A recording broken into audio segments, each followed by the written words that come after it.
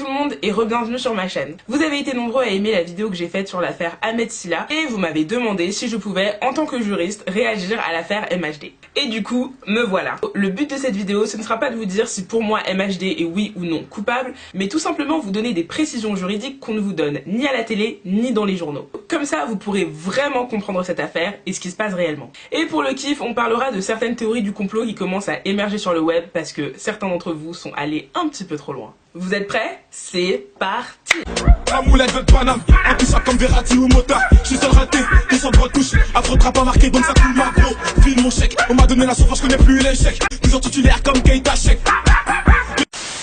Ok, alors pour commencer on va reprendre depuis le début. Le 15 janvier, donc il y a 6 jours, tous les journaux ont titré MHD, le rappeur, en garde à vue. MHD, c'est qui? C'est lui. C'est un rappeur qui est très connu en France et qui est notamment le créateur de l'afro-trap. Alors pourquoi ce rappeur s'est-il retrouvé en garde à vue? C'est tout simplement parce que d'après une enquête, il serait impliqué dans le meurtre d'un jeune garçon du nom de Loïc, le meurtre datant de juillet 2018. Et malheureusement, pas n'importe quel meurtre. D'après les rapports de police et les rapports d'autopsie, le jeune Loïc a été agressé par 15 jeunes qui l'auraient alors massacré à coups de couteau, de coups de poing, de coups de crosse, de coups de pied. Il lui aurait même roulé dessus avec une voiture et aurait découpé certains de ses membres. Une vidéo a fuité où on voit effectivement ces 15 jeunes frapper quelqu'un au sol. Je vous mets l'extrait, mais attention, c'est un peu violent.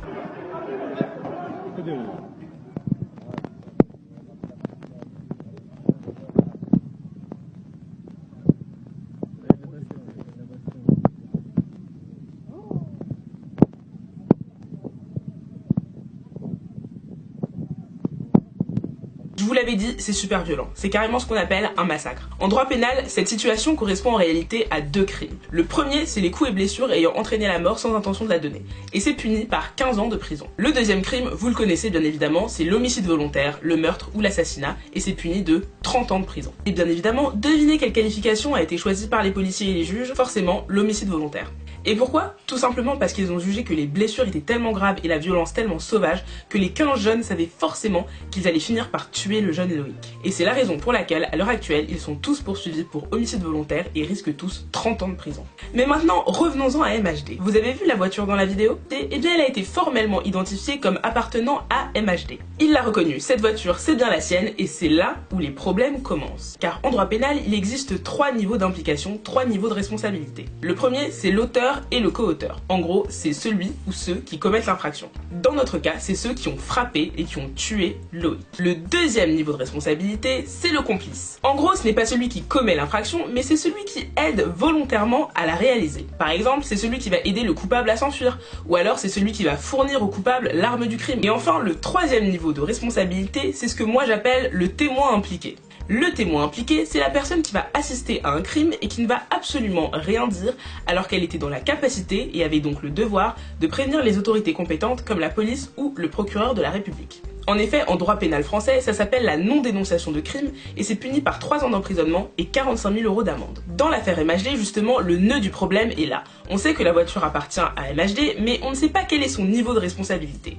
Du coup, voici les 5 situations possibles. La situation numéro 1, la plus catastrophique, MHD était dans sa voiture, il a conduit les meurtriers, il savait très bien ce qui allait se passer, il a même participé au lynchage de Loïc. Si c'est le cas, alors là, c'est la totale. MHD sera évidemment auteur et coupable d'un homicide volontaire et il risquera 30 ans de prison. La deuxième situation, c'est si MHD était dans la voiture, qu'il a conduit les meurtriers, qu'il savait très bien ce qui allait se passer, mais qu'il n'a pas participé au lynchage de Loïc et qu'il est resté sagement dans la voiture. Dans ce cas-là, il ne sera plus auteur de l'homicide volontaire, mais il sera complice, comme il aura facilité la réalisation de ce crime en assurant le transport et la fuite des meurtriers. Et dans ce cas-là, en tant que complice, il risque également 30 ans de prison, étant donné qu'en droit français, le complice est puni comme l'auteur. La troisième situation, c'est si MHD était dans sa voiture, mais qu'il n'avait absolument aucune idée de ce qui allait se passer. En gros, pour lui, il était tout simplement en train de conduire avec ses amis et ça a dégénéré. Dans ce cas-là, déjà, ce sera très difficile à prouver, mais surtout, il restera un témoin impliqué, car ayant assisté à un crime, la première chose qu'il aurait dû faire après aurait été de téléphoner les policiers et dénoncer tous ses amis qui venaient juste d'assassiner quelqu'un. Ce qu'il n'a évidemment pas fait. Donc dans ce cas-là, il risquerait 3 ans d'emprisonnement. Mais comme dit, je doute vraiment que les juges vont retenir cette hypothèse. La quatrième situation, c'est si MHD n'était pas sur les lieux, qu'il était chez lui ce soir-là, mais qu'il savait parfaitement qu'il avait prêté sa voiture à des amis qui comptaient tuer ou du moins agresser quelqu'un. Dans ce cas-là, il redevient complice du meurtre, étant donné qu'encore une fois, il a facilité la tâche aux meurtriers en leur donnant un moyen de transport. Et enfin, la cinquième situation, c'est si MHD n'était pas sur les lieux du crime et qu'en plus, certes, il a prêté sa voiture, mais il ne savait absolument pas ce qui allait se passer encore une fois. Ça, c'est la seule situation dans laquelle il n'a aucune responsabilité. C'est pourquoi vous remarquerez bien que l'avocate de MHD ne cesse de répéter que rien ne prouve que MHD était sur les lieux du crime. Parce que si la police réussit à prouver que MHD était sur les lieux du crime, ça va commencer à être très compliqué pour lui. Et là vous allez me dire, ouais mais de toute manière on sait déjà que MHD est coupable étant donné qu'il a été placé en garde à vue. Stop.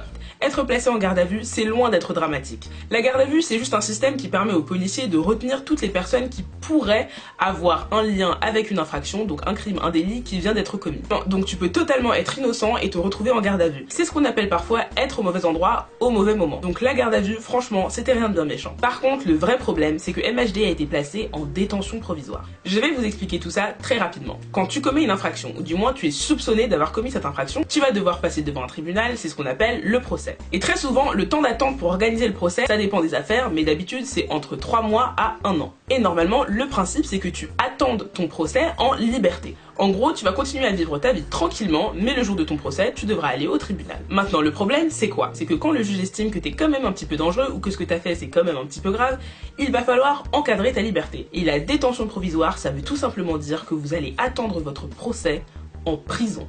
Donc oui, vous l'aurez compris, la détention provisoire, c'est vraiment le dernier échelon. Et normalement, on n'utilise que dans les cas très graves, où la culpabilité est déjà avérée, comme les cas de flagrant délit, ou encore quand on est sûr que si on laisse le suspect en liberté, il va soit fuir, soit réussir à trouver un alibi, soit en profiter pour aller faire des représailles ou des vendettas en allant par exemple tuer la personne qui l'a dénoncé. Donc laissez-moi vous dire que si le juge a décidé de placer MHD en détention provisoire, c'est probablement qu'il s'est dit que si on le laissait en liberté, il aurait des bonnes raisons de prendre un jet privé et de se casser au Mexique. Après, bien évidemment, on peut aussi relativiser et se dire que dans l'affaire Bouba Karis, ils ont également été placés en détention provisoire alors que vraiment ce n'était pas du tout nécessaire. Mais bon, encore une fois, dans l'affaire Bouba et Karis, c'était un flagrant délit. Ils étaient évidemment coupables d'une bagarre qu'ils avaient déclenchée à l'aéroport d'Orly. Alors que MHD, concrètement, ce n'est qu'un suspect. Donc pour décider de le placer en détention provisoire, soit ils ont une énorme dent contre lui, soit ils ont des éléments de preuve assez problématiques. Alors maintenant qu'on a dit tout ça, intéressons-nous un petit peu aux théories du complot qui ont fait surface sur le web. Il y a beaucoup de personnes qui disent que MHD avait dit en septembre qu'il allait arrêter la musique et que comme par hasard, en janvier, il lui arrive tous ces problèmes.